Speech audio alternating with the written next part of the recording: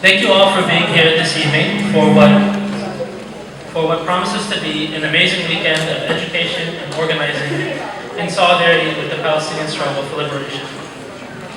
I first want to thank the organizers with the U.S. Campaign to End the Occupation for their work to make this conference a reality. In particular, the amazing Lama. And I want to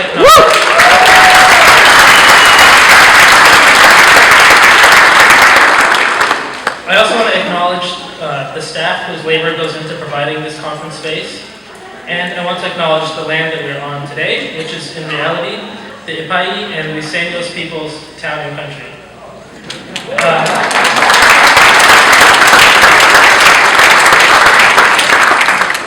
Before I introduce tonight's distinguished speakers, I want to attempt to provide an overview of the issue that we're going to be discussing tonight, which is the repression of Palestine solidarity activism.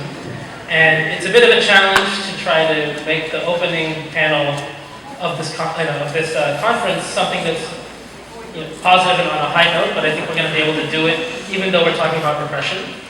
I'm going to make a historical comparison between 2009 and 2010 and events and cases that we see happening 5 years later in 2014. And I think this historical understanding of repression will lead us towards a conclusion that would be very positive and give us confidence to move forward in our work. In 2009, UC Santa Barbara professor William Robinson was attacked for using classroom materials that spoke too strongly, or perhaps you could say uncivilly, about Israel's attacks on Gaza in 2008-2009. At first, it was just a few students who complained, but when off-campus pressure groups became involved, the matter actually became a threat to his job security and to his academic freedom. This was Saleda 1.0, as you might call it. Because there were no loopholes available to rob him of his job, and because the university investigation found that he was acting in his time-honored role as a professor, he was not able to be fired. 5 years later, however, this summer, we saw Professor Stephen Saleda hired at the University of Illinois Urbana-Champaign, and then summarily fired on the basis of outside pressure. And as someone who's followed that case closely, it seems patently obvious that Saleda was smeared on the basis of a few heated remarks, but that his firing was fundamentally the product of opposition to his political positions. Also in 2009, anti-Palestinian groups attacked UCLA's Center for Near Eastern Studies for its programming, which was also deemed to be too critical of Israel. The event that prompted these attacks was a panel of distinguished faculty, many of whom are Palestinian, discussing Operation Cast Lead. Just this week, 5 years later, the same groups have renewed their attacks on the center, once again claiming that it singles out Israel for academic study, and that the conclusions of those academic studies are perhaps too accurate for their taste. What they are asking for today is the exact same thing they were asking for 5 years ago, defunding the center to prevent them from producing scholarship. In 2010, 11 UC Irvine students of Palestinian, Arab, and Muslim descent stood up, briefly interrupted Israeli Ambassador Michael Oren's speech at UC Irvine, and walked out of his event.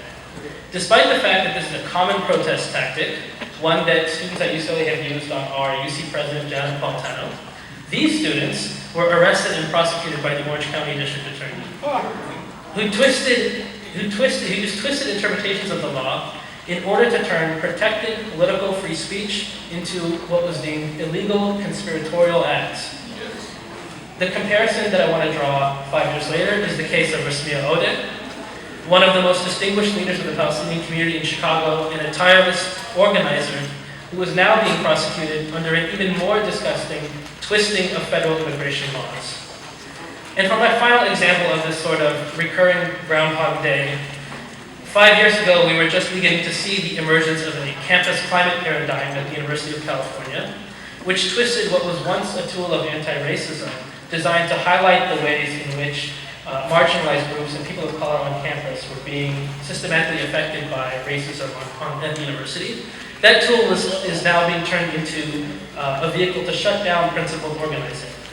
The idea of the proponents of the new campus climate paradigm back then, and I'm not a meteorologist or university administrator, so I don't actually know what they mean when they're saying campus climate, but their idea was that the campus climate was harmed by political speech on campus, which threatened to make people who support the status quo uncomfortable. which is what it's supposed to do. So what to do about it? One of the recommendations that emerged from these climate reports was that pro-Palestine student groups should be subject to balancing and monitoring, and their events should be balanced out by the administration if they were deemed to be too critical of Israeli policies. Fast forward to the present day, and the term campus climate has been replaced by the term civility.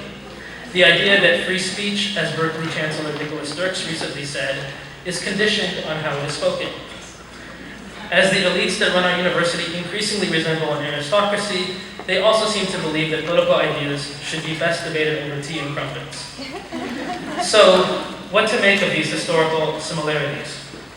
I think the question for groups that are opposed to Palestine advocacy in the United States has basically always been, how do you stop speech that you don't like, but which is extremely convincing?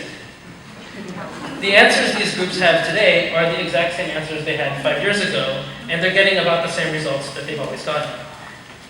We should notice that what's happening here, the idea that Palestinians should enjoy freedom, liberation, human rights, the basic guarantees of international law, what have you, is so convincing that there's no point in arguing it anymore. That debate is pretty much over. Instead of trying to convince the public, groups opposed to Palestinian rights are trying to smear, fire, sue, arrest, intimidate activists, figure out ways to make them incur enormous legal costs or other challenges to doing their everyday work. They're using grand jury charges in places like Chicago to attempt to break up communities of activists. They're trying to get lucky by finding individuals or groups in precarious positions to attack and try to make an example out of. This is the environment that we see today. It's the environment that was here 5 years ago. It was the environment that was here before that, and on and on.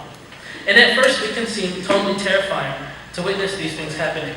Out of nowhere, a community leader is charged with a decades-old, trumped-up, manufactured charge, or a professor is fired on a flimsy excuse. That can be very intimidating. However, by stepping back a bit, we can see how the experiences of today are part of a longer trajectory, and how Palestinians and their supporters in the United States have survived these attacks, emerged stronger, and will continue to do so in the future. And that's why it's so important and so inspiring that we have a panel here today that includes many of the very people who have endured those attacks and survived them whole, or have made their defense possible. Their presence here today is all the proof that you need that the efforts to repress Palestine activism are, in the end, largely failing, and that this movement is growing far too strong and far too fast to be stopped in these ways.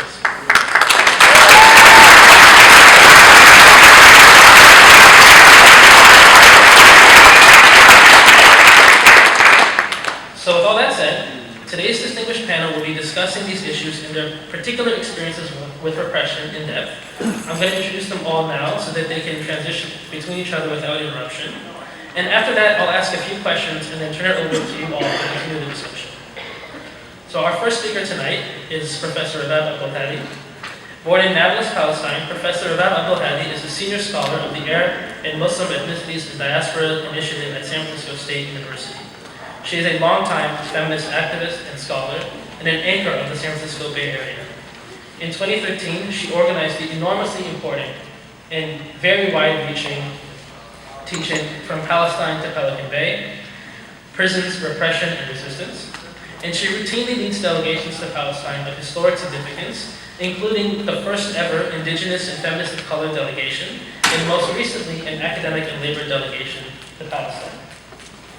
And we are blessed to also have Marjorie Cohn, the distinguished former president of the National Lawyers Guild, and a professor of law at Thomas Jefferson School of Law in San Diego, where she teaches criminal law and procedure, evidence, and international human rights law.